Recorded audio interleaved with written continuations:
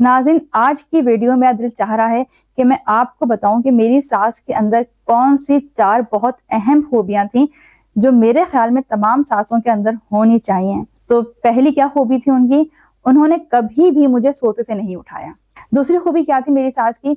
उन्होंने कभी भी मेरा कोई प्रोग्राम खराब नहीं किया। जैसे आमतौर पर होता है कि बहुएं जाने के तैयार खड़ी होती हैं और सास उनको मना कर देती है कि नहीं भाई, तुम्हें नहीं जाना आज। मेरी सास ने कभी ऐसा नहीं किया। तीसरी खूबी मेरी सास की, उन्होंने कभी मुझे बेटे की दुआ नहीं दी। जब मेरा अली हो गया तो मैंने अली के होने के बाद अम्मी से पूछा कि अम्मी, आप हमेशा ये कहती हैं कि अल्लाह ताला तुम्हें सेहतमंद औलाद दे, लेकिन आपने कभी मुझे ये नहीं कहा कि अल्लाह ताला तुम्हें बेटा दे। हरमी के टाइम में भी आपने ये कहा, फिर अली में भी, लेकिन आपने कभी बेटे की दुआ क्यों नहीं दी मुझे?